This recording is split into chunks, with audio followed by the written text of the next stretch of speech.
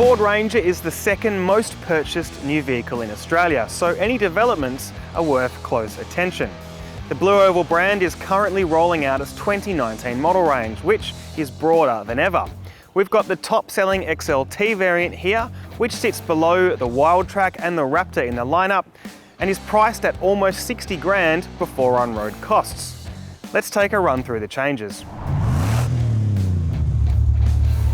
It'd take a pretty keen eye to spot any changes to the outside, but there are new high-intensity discharge headlights, LED daytime running lights, plus there are redesigned 17-inch alloy wheels. You can also option the Wildtrak's black 18-inch wheels for $750.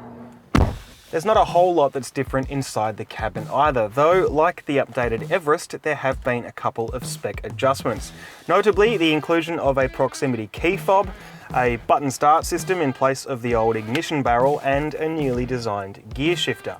Front and centre, there's that familiar 8-inch touchscreen with sat-nav and live traffic updates, as well as Apple CarPlay and Android Auto. Ford has also expanded the active safety tech on offer, adding autonomous emergency braking with pedestrian detection, auto park assist, and traffic sign recognition. The Ranger joins the Mercedes X-Class as utes fitted with AEB. The bad news is that it's an optional extra, as part of a $1,700 tech pack. This pack also includes adaptive cruise control, automatic high beam, and lane departure alert. It's worth commending Ford for at least offering this sort of tech, which remains rare in the ute market. On the topic of extras, our car also came with a $1,650 leather seats. As such, its price as tested was perilously close to a Wildtrak. The main changes are to be found underneath the bonnet. The familiar 3.2-litre 5-cylinder turbo diesel engine that you all know remains available, but Ford is also offering the 2-litre twin-turbo 4-cylinder diesel engine from the Ranger Raptor. This new unit makes 157 kilowatts of peak power and 500 newton meters of peak torque, outputs that are up 10 kilowatts and 30 newton meters over the bigger displacement engine. It is worth noting that the peak torque figure is only available across a smaller portion of the rev band though. Basically, the smaller of the two turbochargers works at lower engine speeds, while the bigger turbocharger kicks in higher up the rev band.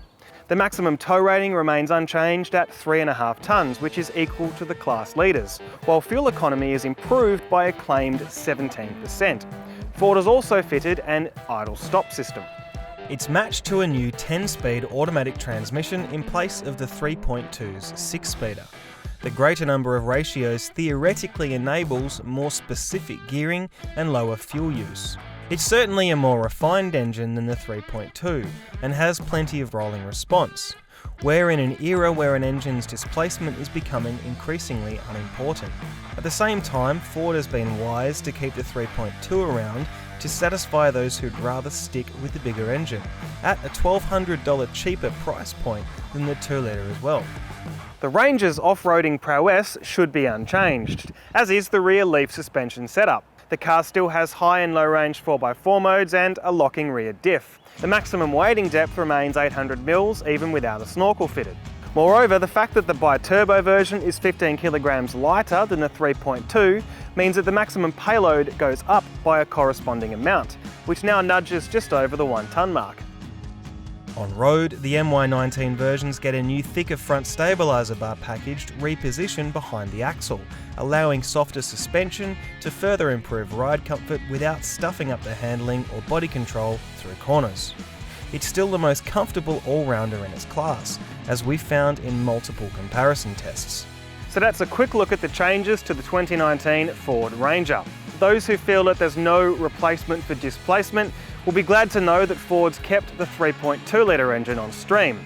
But for those who are after maximum refinement and fuel economy, the new 2-litre Bi-Turbo may be the more alluring.